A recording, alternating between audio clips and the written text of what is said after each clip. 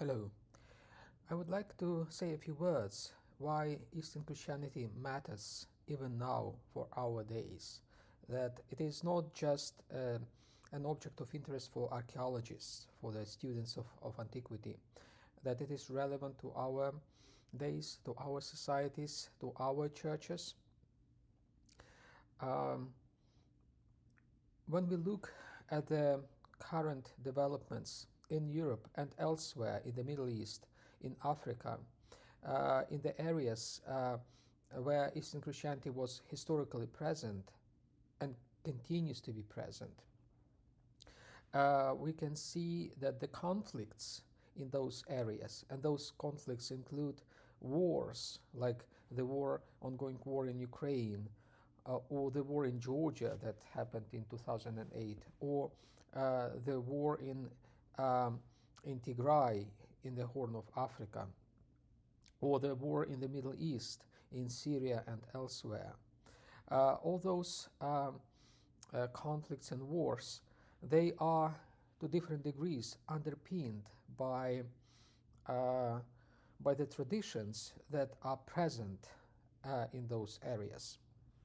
Because people who participate in those wars in different ways, in different roles, either by uh, supporting those wars or opposing those wars, they affiliate themselves with Eastern Christianity.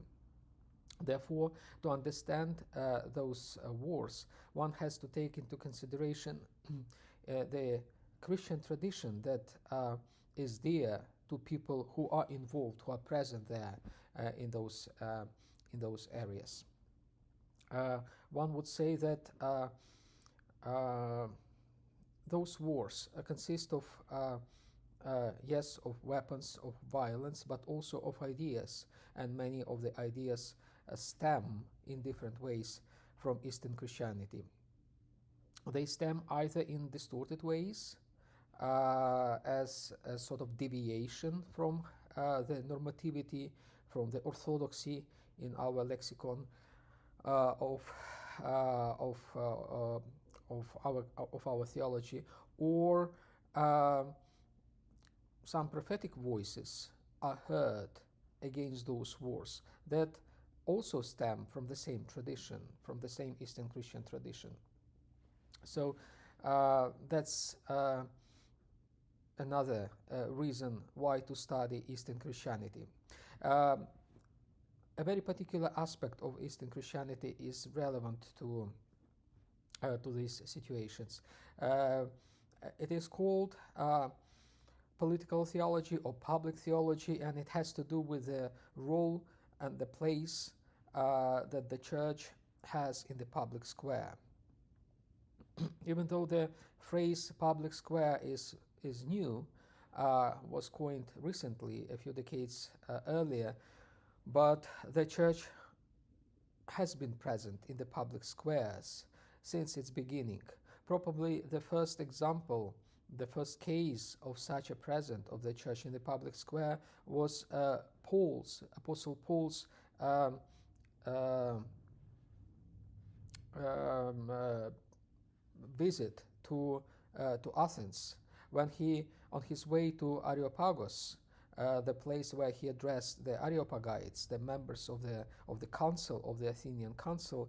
He strolled through Agora, the marketplace, the Athenian marketplace, the place where all the interactions between the citizens of Athens took place. And Paul became a part of those interactions. He addressed people in that public place, in that public square, and explained to them about Christianity. That was probably the first encounter of the church represented by Paul as its apostle in the with the square, which was not particularly ready to listen to him, was not particularly ready to accept his message, and yet eventually that square converted to Christianity some centuries after Paul. So after that, a long journey of Eastern Christianity uh, in its relationship with the state and the society began.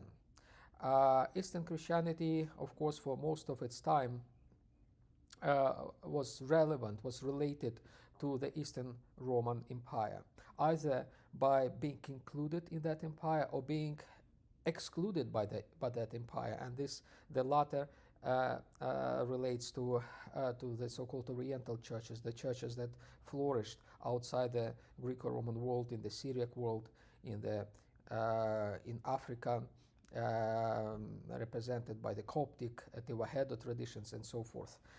So this relationship with the empire shaped in different ways Eastern Christianity. But even after the fall of the Eastern Roman Empire, which happened in the mid-15th century, the successors of that empire, either it was the Ottoman Empire, which claimed some succession to the Greco-Roman world, or the new Slavic empires, the Bulgarian, the Serbian empires, and later on the Muscovite state and Russian Empire consequently, they succeeded the Roman Empire in the way how they treated the church, how they related to the church, and in a sense, what is going on now, even after some of those empires collapsed, still is influenced by the historical memories about the imperial past,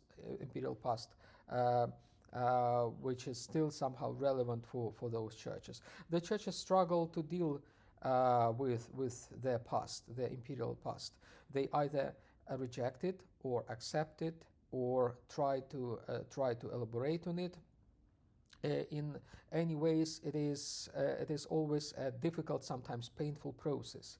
In our school, we try to study the churches in the public square. We try to study the churches in their relationship to their past, and we try to help theologians and future leaders of those churches to deal with their future, to carry out their understanding, their knowledge about Eastern Christianity to the future of those churches, to make this future better than their past was, to overcome the preconditions that had led to the wars and conflicts that I mentioned in the beginning, and to envisage a new future for the churches, a future without those strings attached to the past, in the sense of the kind of the unsuccessful pages of the church's past, and to draw from the successful pages of the church's past. That's why we study our past, the past of the Christian tradition, with the idea not just of studying it for the sake of the academic interest, but also in order to design a brighter future for the church, to deal with the current problems, the problems of the present. So our studies of the past, our archaeology, so to say, is not self-sufficient. It aims at making the life of the churches today more relevant to their tradition, to the call of Jesus, and to the call of their own people. The students in our classes, they learn how to listen to the voice of people. We believe that Vox Populi is often Vox Dei. The people's voice often represents what God wants about His church. So that is the dimension in our studies, in our school, which is very important for us. The dimension that starts in the past, goes through the present, tries to bring some solutions to the present, and continues into the future. Our purpose, our goal is in the future of the church, in the future of the people of the church, in the future of our students.